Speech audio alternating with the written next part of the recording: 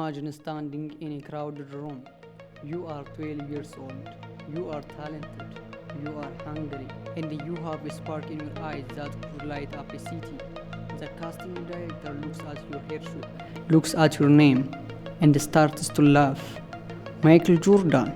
Really? Can you dunk? For most of his life, Michael Bakari Jordan wasn't a person. He was a punchline. He was living in the shadow of a giant, a man who had already conquered the world, and put a permanent full sign on the name of Michael Jordan. Every time he entered an audition, he wasn't competing against other actors. He was competing against a legacy of 6 NBA rings and a global brand. But Michael didn't change his name. He didn't use a stage name. He decided right then in the gritty streets of Newark, New Jersey, that he would make the world forget there was another Michael Jordan. He didn't know then that the path to that goal would lead through heartbreak, a day that shook television history, and a decade of being the guy who almost made it. Fast forward to 2002, a young Michael B. Jordan lands a role in a new HBO show called The Wire. He plays Wallace, a 16 years old drug dealer with a hair too big for the game. This was his big break. But in Hollywood, a big break can often feel like a fracture. The script arrived for episode 12. Michael read it, and his heart sank. Wallace was going to die. At 15 years old, Michael had to film a scene where his best friends, the only family he had on screen, cornered him in an empty basement. The fear you see in the Wallace's eyes in that scene, that wasn't just acting. That was a young boy realizing his job was over. He was being killed off, just as he started to live. When the episode aired, the world wept. "Where is Wallace's stringer?" became a cultural cry. But for Michael, the camera stopped, the paycheck stopped, and he was back in New York. He was the kid who used to be on that show. He was been before he was 20. Success is a jagged line. For the next several years, Michael B. Jordan lived in the almost. He was in All My Children, replacing a young actor named Chadwick Boseman, a man who would later become his greatest rival and closest friend. He was on Friday Night Lights, playing a quarterback under the bright lights of Texas. He was working, he was surviving, but he wasn't rising.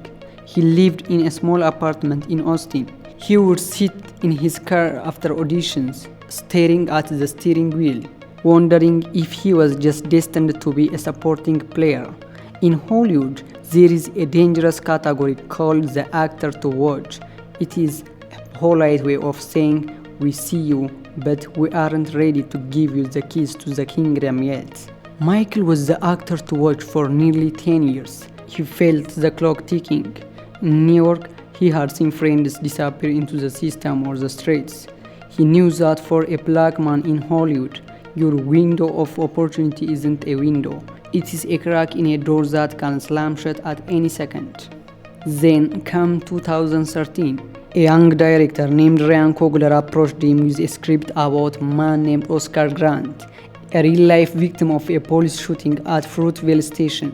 This was the all-or-nothing moment. Michael didn't just play the role, he inhabited the tragedy. He spent time with Oscar's family. He felt the weight of a life cut short. When the film premiered at Sundance, the audience didn't just clap. They sat in a stunned, heart-wrenching silence. Michael B. Jordan had arrived, but the struggle was far from over. You see, Hollywood has a habit of giving you a seat at the table, but never letting you lead the meeting.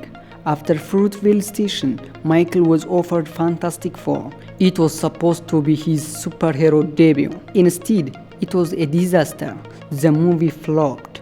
The critics were brutal. Imagine the mental toll. You finally reach the summit. You take your shot, and the world tells you that you failed. The Michael Jordan jokes starts coming back. Guess he couldn't dunk this one. Most people would have pivoted. They would have taken the safe TV roles or the best friend parts, not Michael. He went into the shadows. He didn't just want to be an actor anymore. He wanted to be a physical manifestation of will. He signed on for greed. For 1 year, Michael B. Jordan disappeared. He transformed his body into a machine. He ate the same bland meals. He woke up at 4 a.m. and he took real punches from professional boxers. He wasn't just training for a movie. He was training to prove he belonged in the lineage of Rocky Balboa. He was fighting for his life. When Creed hit theaters, something shifted in the atmosphere. The other Michael Jordan was starting to fade. When people searched the name, a man with a boxing glove and a look of pure defense started appearing at the top of the results. Then came Black Panther. Michael was cast as Eric Killmonger, but here is the secret.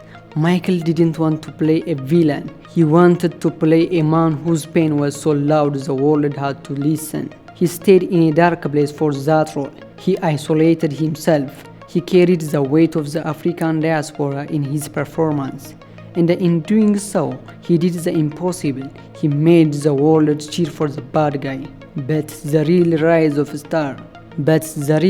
of star moment didn't happen in a Marvel movie. It happened in 2023 and 2025. Michael didn't just want to be the face on the poster. He wanted to be the man behind the lens. He directed Creed 3, becoming a mogul.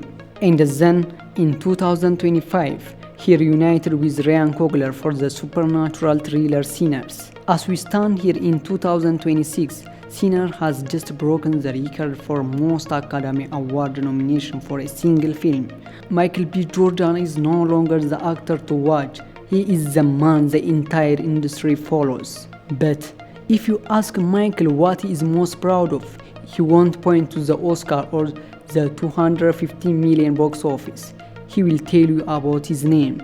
His middle name, Bakari, means of noble promise. For 39 years, he carried that promise like a heavy stone. He carried the Newark streets, the days of Wallace, the failure of the Fantastic Four, and the loss of his brother in arms, Chadwick Boseman. He didn't just succeed, he survived. The next time you feel like the world has given someone else your name, the next time you feel like you are living in shadow, remember Michael B. Jordan. He didn't change the name, he changed the world's definition of it. He outran the shadow, and now he is the light.